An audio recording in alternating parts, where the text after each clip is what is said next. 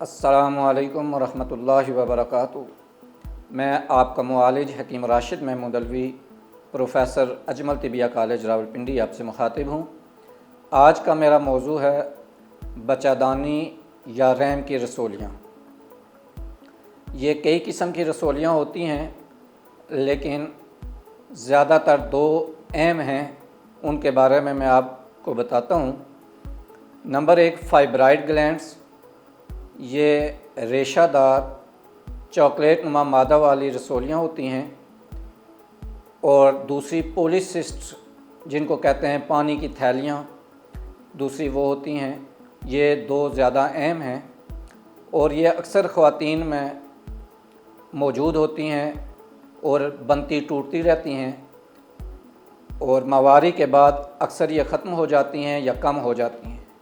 اس کے بہت سارے اسباب ہیں: رحم کی کمزوری، رحم کی بیماریاں، موٹاپا، ذہنی ٹینشن اور دباؤ، ڈپریشن وغیرہ، اور اس کے علاوہ واک وغیرہ کرنا اور اس کی علامات میں ماہواری کی بے قاعدگی اور پیشاب میں جلن اور درد محسوس ہونا، سوزش محسوس ہونا اور حمل کرنا ٹھہرنا شامل ہیں۔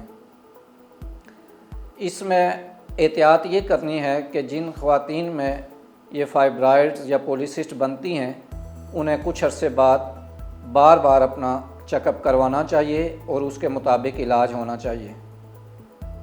کوشش کریں کہ لیس دار غذائیں جتنی بھی ہیں، جیسے اروی ہے، بھنڈی ہے، ماش کی دال ہے، اور اس طرح کی جو چیزیں ہیں ان سے پرہیز کریں۔ واک کو معمول بنائیں، وزن کم کریں، تو یہ ٹھیک ہو سکتی ہیں، اور یہ ٹھیک ہونے کے بعد حمل ٹھہرنے کے چانسز بڑھ جاتے ہیں۔ تو اس کے لیے نسخہ نوٹ فرما لیں: معجون جبید الورد، اطریف الغدودی اور معجون مصفی خاص، یہ تینوں معجونیں بنی بنائی ملتی ہیں، یہ لے لیں، ان کو مکس کر لیں، اور پھر عرق سونف کی 1 بوتل، عرق مکو 1 بوتل اور عرق کاسنی 1 بوتل، یہ تینوں 1 بوتل لے کے ان کو مکس کریں، اور اس کے اندر 240 ml شربت دینار مکس کر لیں، اور اس عرقیات کے ساتھ، اس عرق کے ساتھ یہ معجون صبح و شام چھوٹی 1 چمچ استعمال کریں، تو انشاءاللہ بہت جلد ہی آپ کی یہ فائبرائڈ یا پولیسسٹ ٹھیک ہو جائیں گی اور آپ اس تکلیف سے بچ سکتی ہیں۔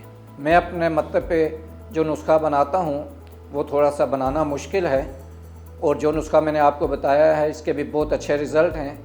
اگر آپ یہ استعمال کرنا چاہتے ہیں تو مارکیٹ سے لے کے استعمال کر سکتی ہیں، اور اگر میرے طرف آنا چاہیں تو آنے سے پہلے اپائنٹمنٹ لینا ضروری ہے۔ اللہ تعالیٰ آپ کا حامی و ناصر ہو۔ نیکسٹ ویڈیو تک کے لیے اجازت چاہوں گا۔ اللہ حافظ۔ السلام علیکم ورحمۃ اللہ وبرکاتہ۔